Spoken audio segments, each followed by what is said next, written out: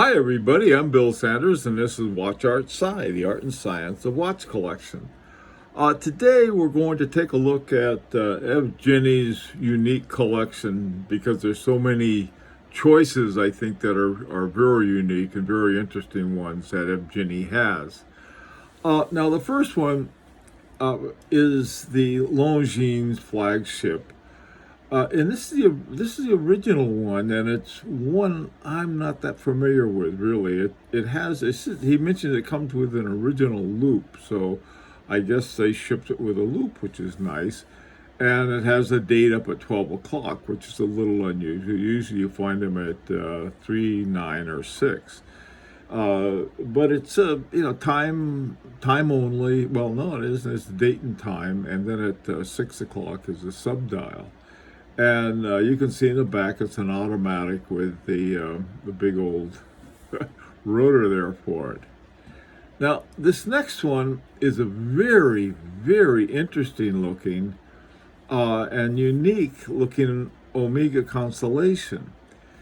And Constellation, to me, has always been one of those Omegas that is overlooked and somewhat underpriced, which is a good thing for collectors.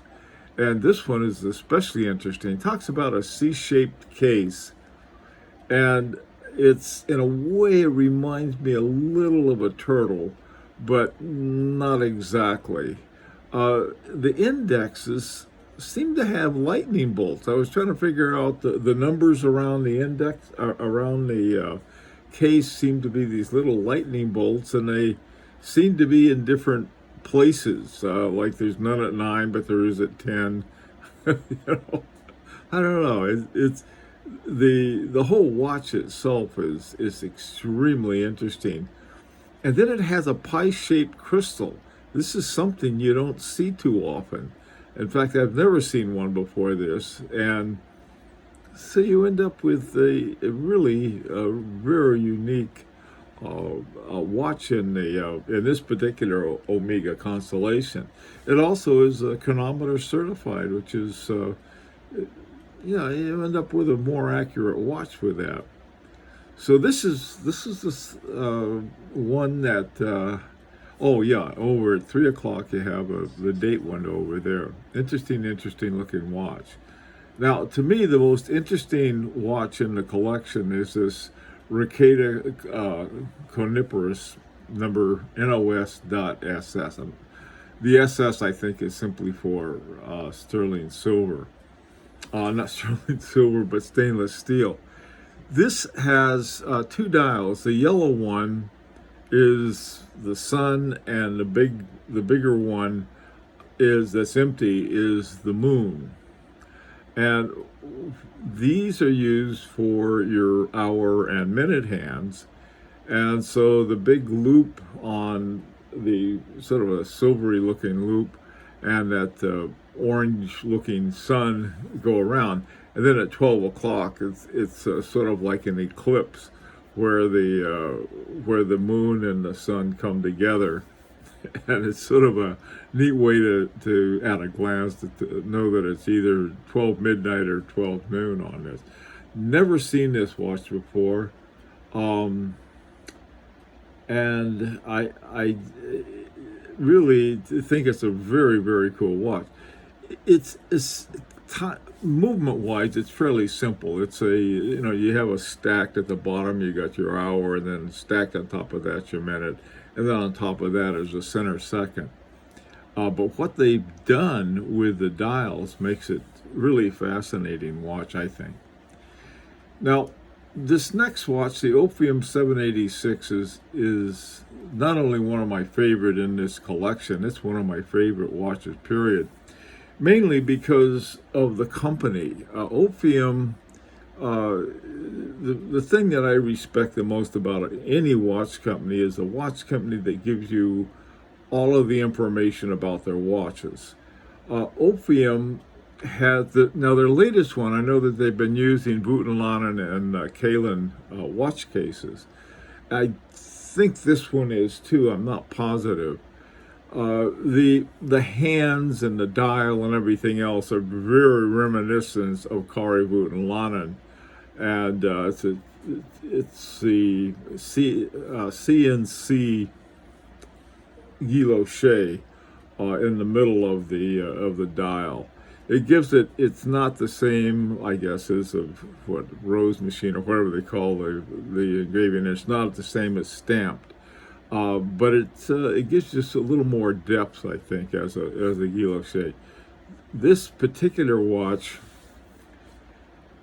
is one that I think is almost a model for a type of watchmaking that was popular a long, long time ago. Now, the process that is used when you get this from here and this from there and this from different places is called établissage.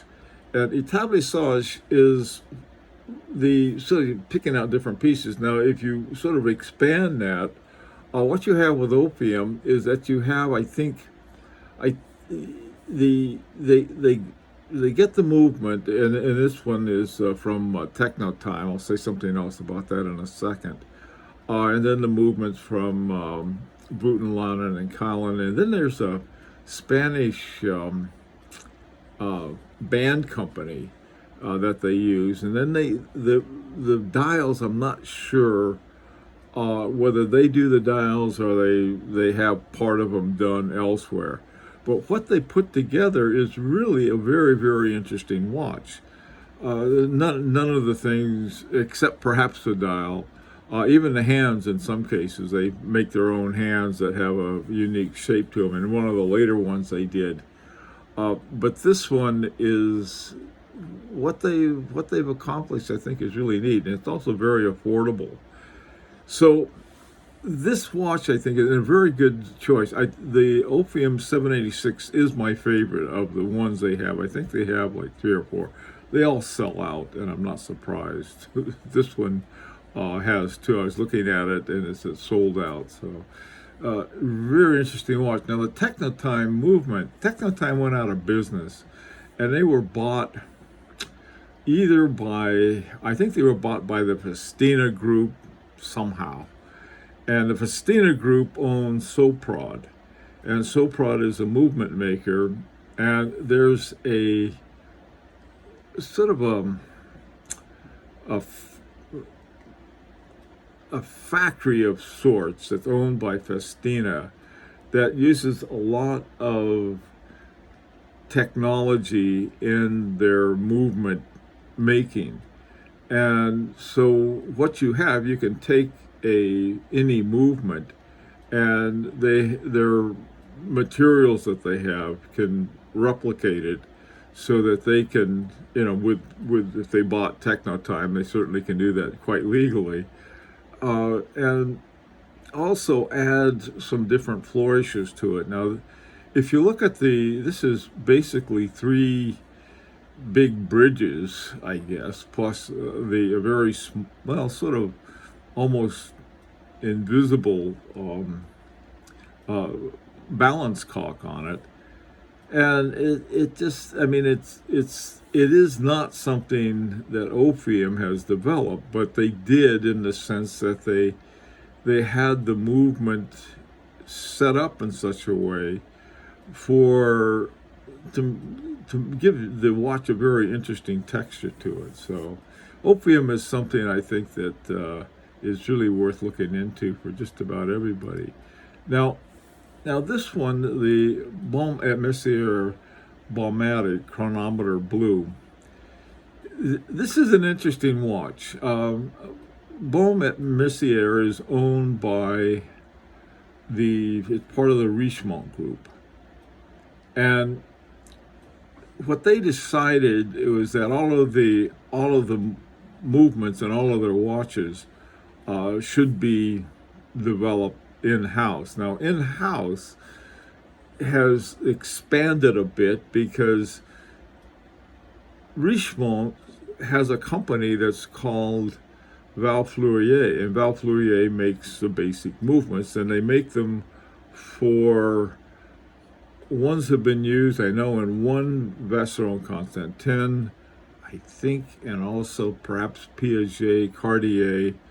Some of the other ones they own have something from that. Now, to what extent is a movement made by sort of the parent company in-house doesn't really matter. It's like it's part, I mean, it's sort of like an ETA in a company owned by Swatch. It's part of Swatch.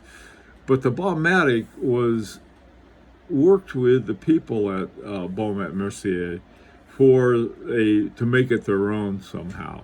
But looking at this is a really beautiful watch. I mean, it's pretty close to a dress watch, but I think better as a really good, reliable office watch. It's down as a 5-day chronometer, which is sort of interesting because it's an automatic as well as having a 5-day charge to it. So that's sort of a major element to it. All right, this Carl Bucher Petrovi calendar is a very interesting calendar.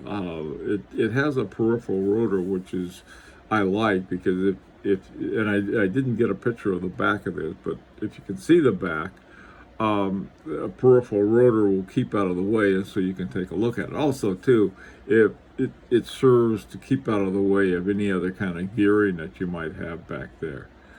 And the watch itself has a big date at about 11 o'clock. The day is at 9 o'clock. And then it's got two mystery dials for me. At first I thought the sort of a little hand that goes out with an upside down triangle on the end of it. At first I thought it was a hand date, but it has 60 units to it. So I'm really not sure what it's for.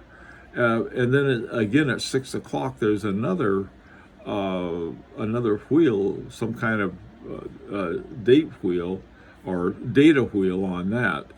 And that again, with it's going 60 minutes, it's either a second hand or even possibly a second date. I mean, not second date, but second time zone. I'm not sure about this. Evgeni didn't tell me what it was, but it looks like a very interesting watch nevertheless. One of the things about Bucher that I do find interesting is that a company known as THA, Techniques Horlogies Appliquées, was founded back, I think, in the late 90s by F.P. Jorn, Denis Flaggerlet, and Evgeni Halter. All right, so they started this company. So here you have these three watchmaking legends started THA, and at some point Bucher bought it.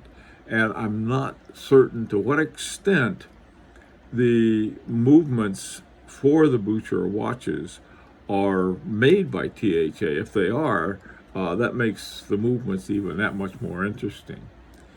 Now, this last watch is by Vacheron Constantin, a very interesting pocket watch, 18 karat gold, a very thin movement. And I've never seen it before, and it has a very, very small movement. The movement reminds me a little of the movement that's in my Vacheron Constantin 1972. It also is quite small. It's by who is it? Frederic Piaget, and it's a good movement. It's a wonderful little movement, but it doesn't have much of a charge to it, and it's very thin. And this looks to be a very similar, or if not exactly the same movement I have in that one. This is a neat little pocket watch for Vacheron Constantin. Well, listen, there is, also too, really funny. Evgeni told me that, well, he said, I also have a moon watch, but everybody sees that, so he didn't send a picture of his moon watch. Go figure. Anyway, well, listen, we are still looking for more reviews, more collections to review, and if you have one, please send it in. There's at the end of this video, there's a little, another little link to a video, and I'll tell you everything you need to know to send in your collection for a review. And so until next time, this is Bill Sanders for Watch Art Sci, the art and science of watch collection. Have any questions, please put them in the comments section or any other kind of comments. And if you like to subscribe, this is an invitation to do so. Take care and be safe. Hope to see you next time.